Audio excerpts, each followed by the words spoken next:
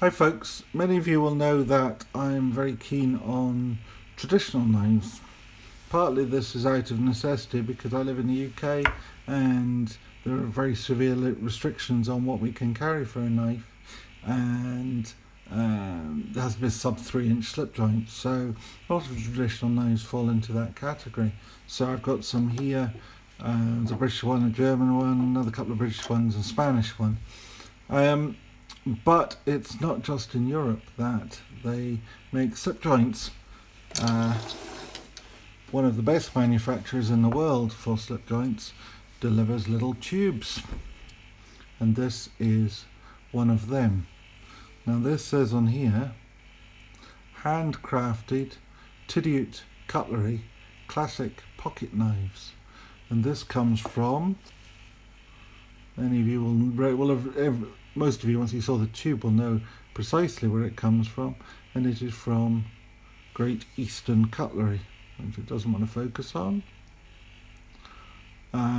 Anyway, what is it? Well, on the top we have a little code, and the code tells us that it is an 85, 21, 18 in salmon acrylic. 85 means it's a bullet end jack, it tells the handle style.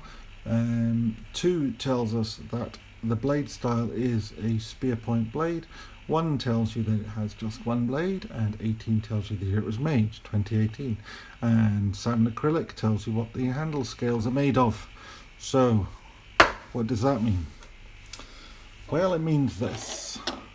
This is out of focus. This is the GEC Bullet End Jack. What makes it a bullet end jack? Well, the bullet end is telling you it's got this pointed end to the handle. A jack, as most of you will know, is simply a knife where all the blades come out of one end, and it isn't something else. As this is a single blade, the blades are only going to come out of one end. They could come out of nowhere else. Salmon acrylic is a sort of, let's see if I can bring this up and get it to focus. Please focus. Oh, there we are, lovely. Is a sort of, obviously it's acrylic rather than a natural material, but it's a sort of mother of pearl type material with these silver salmon heads in the picture. At least I think that's what they are. I've looked at it for a while and I'm trying to work it out, but I think it's certainly it gives the that sort of shimmering appearance of a silver salmon. And on the other side, pretty much the same, only without the shield. It's a real difference. Now, something that many of you will know about if you watch my channel is I have terrible hands, and I have a great deal of difficulty sometimes in opening knives. But, and now I'm having a great deal of difficulty in opening this one. I don't normally, actually.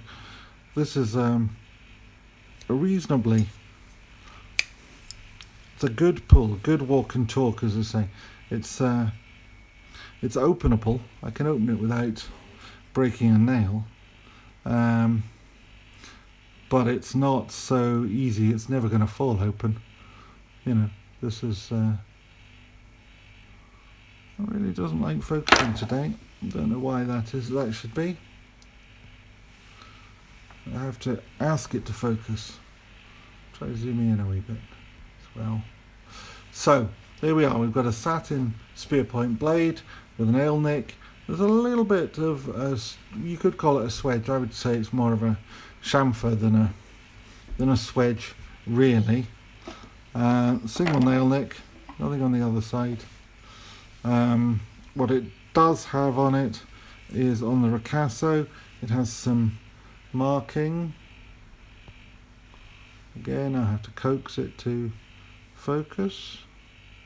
It says there GEC CAR 852118, which tells us Great Eastern Cutlery, car for carbon because it's a 1095 carbon steel blade.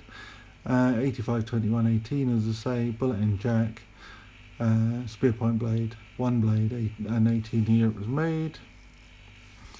And and on the other side it says Tidiot Cutlery, made in USA.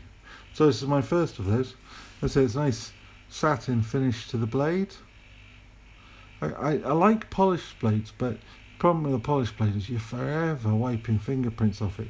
This is still a bit of a fingerprint magnet, but not to the same extent. Now, in terms of size, I don't do measuring.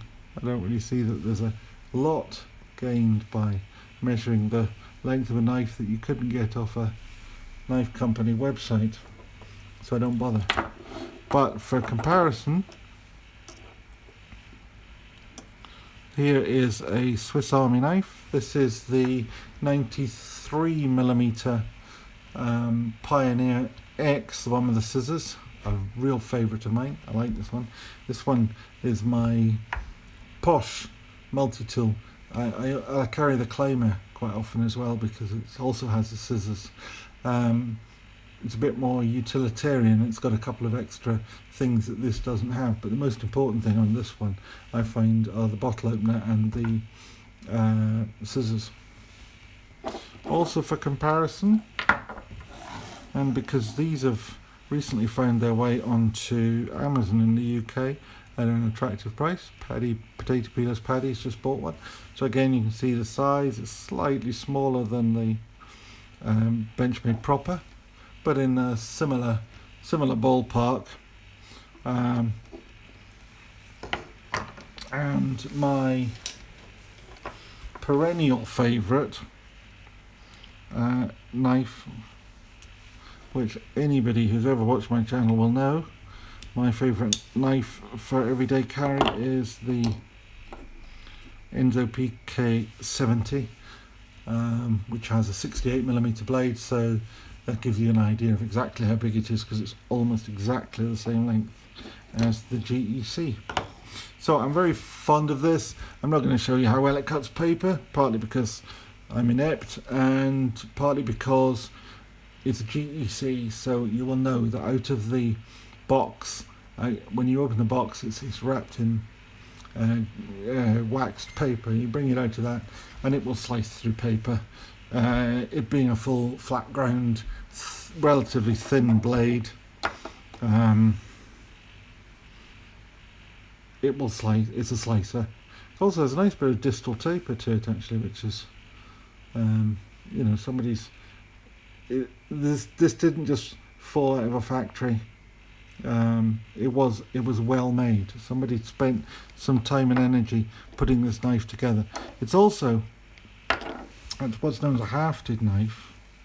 Hafted means that somebody has taken the time to finish it off using a grinding wheel, a special sort of grinding wheel called a linisher, and the fit and finish is absolutely superb.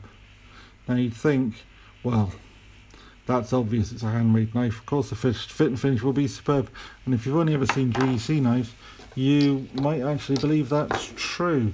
But let me tell you, there are plenty of people in this world that produce a knife which has gaps and rough parts, asymmetric shaping, whether that be in Sheffield or in Solingen. This one's in Solingen. You've got gaps between both of the brass liners and the back spring. It's not the Europeans can't do it, because these Spanish ones are pretty good, but the best of the lot, either GEC or there's a chap in Sheffield called Lee White who turns out absolutely impeccable work. This is one of his. I like his, and it wasn't just a one-off. Just dropped my cloth, but that's another one.